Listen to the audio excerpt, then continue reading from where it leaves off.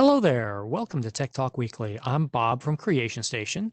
This is our show where we give you two or three fun tech stories of the week, hit you with something interesting from the library system, and get you back on your way, hopefully a little bit smarter and having a little bit more fun. Today, my special guest is Michael Bryant. Thank you, Michael. He is the coordinator for adult programs for community engagement and for the library system overall. How are you doing today, Michael? I'm doing very well. Thank you very much for asking, and thank you for inviting me to your show. So what's been going on over there for you guys? What kind of stuff have you been working on lately? What are you getting all prepared for? Well, of course, the summer learning program is our Super Bowl, and so we are gearing up for the summer learning program. It's going to run from June 1st through August 14th. We have some fantastic programs that we're looking to put together. We're trying to engage, adults, children, teens, every person in Broward County. We're encouraging to get involved with the summer learning program. So yeah, so that's what we're working on. And that is one of the things that whenever I'm talking with people about it, it's like, yeah, it's not just for kids anymore, guys. We've been doing this for a number of years where we've got the adults in. We're going to do some hopefully really nice adult programs going on. Let's get started on the articles today because this week our theme is electric vehicles. And one of the interesting things about this, it just seemed like a whole avalanche of news hit this week on electric vehicles and what was going on. The first article here is Cruise and Voyage. Now, you may not know who these companies are if you're out there and you're like, where are these? Who are they? But if you're in Florida, Voyage has been running autonomous vehicles here in Florida for years. Up in the villages, up in Central Florida there, they have a whole fleet of cars that have been going around doing full autonomous driving. No drivers in them, going out driving, doing their things. They're limited to 15 miles an hour right now. Had you ever heard of these people before, Michael? No, I don't think so. But as I was going through the article, many of the things were familiar, but I don't know if it was because of just I've looked at some of the things with the electric vehicles. I saw a recent report where it was somewhere out west. I forget which state it was in, where they were testing some electric vehicles, autonomous vehicles to drive people around. That's Arizona. Okay, yeah. So people would get into it. It was just like an Uber. They had it like this geographical area where the vehicles could operate, and similar to Uber, you would just order the vehicle. The vehicle comes pick you up and takes you within that geographical area. It had no one in the front seat, and you're in the back seat, and so yeah. Really interesting because I think, well, in the before times when everybody was doing ride sharing with not a problem, those things were coming up pretty straightforward and easy. Nowadays, I'm not so certain that people want to continue doing that. But then an autonomous vehicle means you don't have to worry about the other person in the car with you. So I'm kind of back and forth on whether how much this is really going to happen given our current circumstances until we actually get past some of these other issues. But these are billions of dollars going into these things. Yeah. And they're fully invested in the idea that by let me see if I can find the date on here again. They're talking 2025 being full 0 to 35. Oh, really? Okay. Yeah. Which is really moving up, which brings us to our next story, which is here, Amazon and FedEx and everybody really making the push now for electric vehicles. This came out because if you've heard, the post office just recently awarded a contract to be able to electrify 10% of the postal fleet. Oh, really? And so they narrowed it down to two companies, and now one company is going to do the negotiating. And so they're going to try this. But now Amazon's getting into it, DHL is getting into it, UPS, FedEx, everybody's doing these local deliveries because it's fast and easy, and you know exactly how far your car is going to drive every day because your vehicles are bound within a county or however far from a distribution point that you're going to go do these things. Yeah, as I was going through that article, I saw that FedEx had set a goal to make 100% of their fleet vehicles battery powered by 2040. So that was interesting. So we see that that is definitely coming down the around the corner. Yeah, and I think that you've got the new electric bike. Yeah. It's a fantastic experience. I've never ridden an electric bike before. I purchased my bike maybe like 4 or 5 weeks ago, something along those lines. And so I did a lot of research on it, and I saw that it had one that was pedal assist, where as you pedal on the bike, the motor is actually helping you to pedal, helping you to go a little bit further. And then you also have a throttle similar to a motorcycle. And the bike I end up purchasing has both of those features in the bicycle. And so I can do either or I can do a combination of the two. And what's fantastic, I think you and I were talking about this, Yeah. is that it allows me to ride with other riders where if they are, say, for example, more experienced and they are able to ride a further further than I am, well, now I can kind of equal out to them, and so now we can enjoy our riding time together, even though they are a more experienced rider than Yeah. myself. And I think that it the thing that hit me with that, and one of the reasons I wanted you on the show today because of that, when I was reading these articles, and all of a sudden it occurred to me like your bike, all the messenger bikes that we think about from buzzing around in the city, you always see them in New York, but they're in San Yeah. Francisco and all sorts of cities. hmm It would make it a lot easier to be a bike messenger now if you got one of those electric bikes. You can Well, flip, that's skid in and out of places. Yeah. yeah. Yeah, as a matter of fact, when I before I purchased my bike, I looked at some of those cargo bikes. The cargo bikes are a little bit bigger than the bike I purchased. The bike I purchased has the 20-inch wheels. It folds up so I can put it in the trunk of my car. The cargo bikes that I saw, they don't fold up. They have the 20-inch wheels, but they don't fold because they're designed to be a little bit stronger and sturdier, so they don't want them to fold.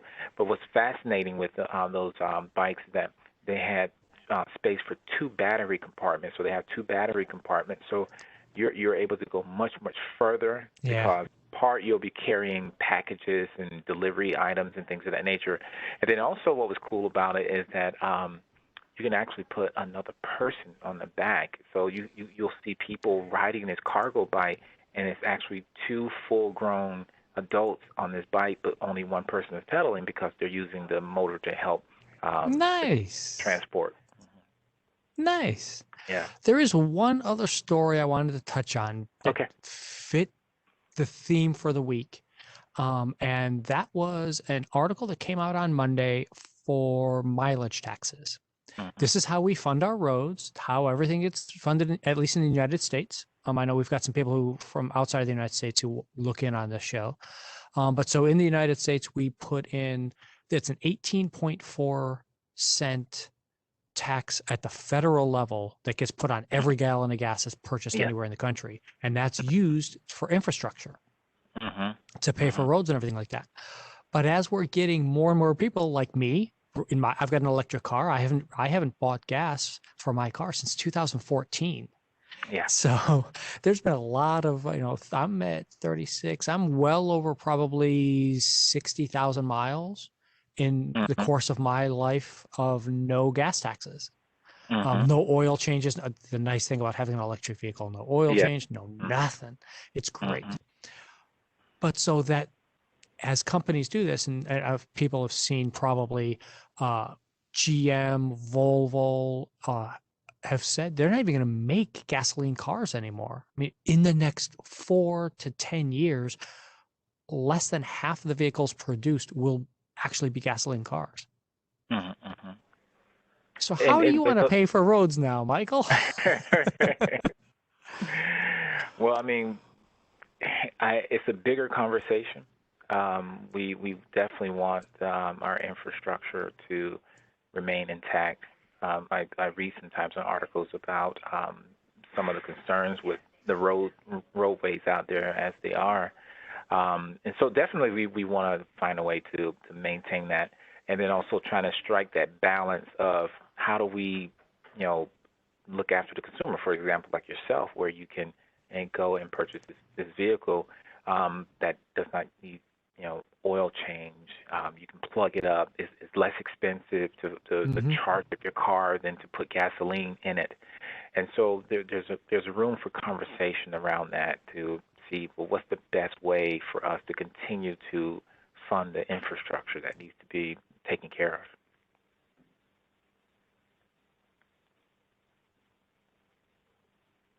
Sorry about that, folks. Live radio here. Okay. Uh, yeah, and the idea also of how do you track those miles? Yeah.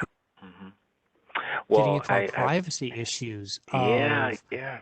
Because do I trust the government? Do I have to put a tracking device in my vehicle now so that the federal government or the state government knows how many miles I've driven? Or is that going to just be reported by the car manufacturer? Because hmm the manufacturers obviously know exactly how far because they've got the computers in the car right now. They exactly. know how far the car's gone and everything like that. Am hmm I going to get a tax bill in the mail? What's going to happen with that kind of thing? There's just so many variables of figuring this out. hmm Do you participate with your insurance company for those little plug-in things? They've But, got those little devices you plug into your car. You can save money oh, with, this insurance company, by doing our tracker.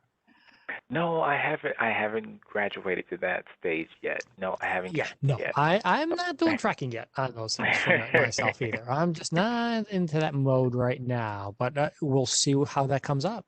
Well, and that's interesting you mentioned that because you see these are. I was looking for my phone over there, but as you look at, we carry these tracking devices in our pocket right now.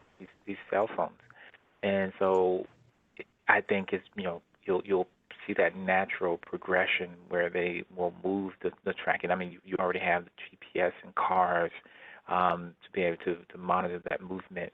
So it's coming. It's going to Oh happen. yeah, yeah. We've got some really interesting ways of going about with our privacy.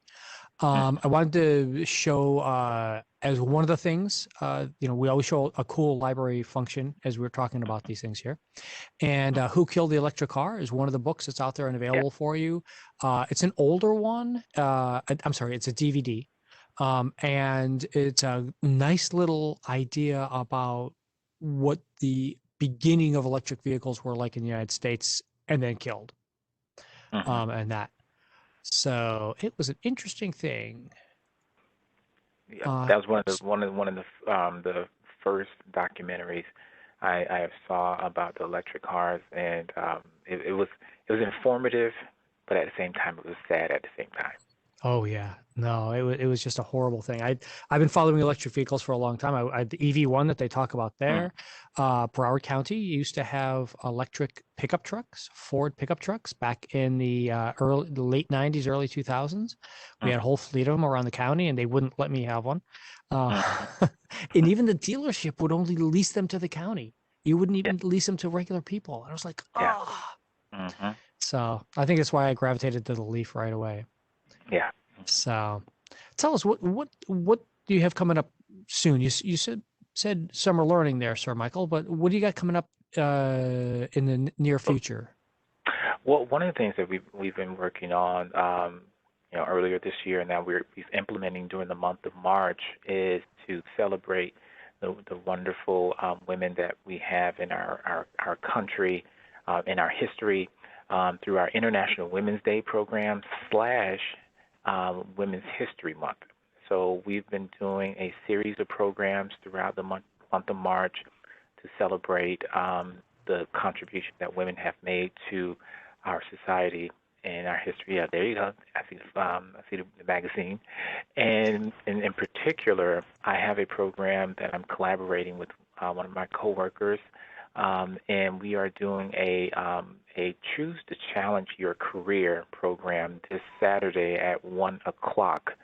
Um, People can go to the Broward County Library calendar of events and they can see the program on that's occurring on Saturday. They can go right now and they can register for that program, but it's Choose to Challenge Your Career.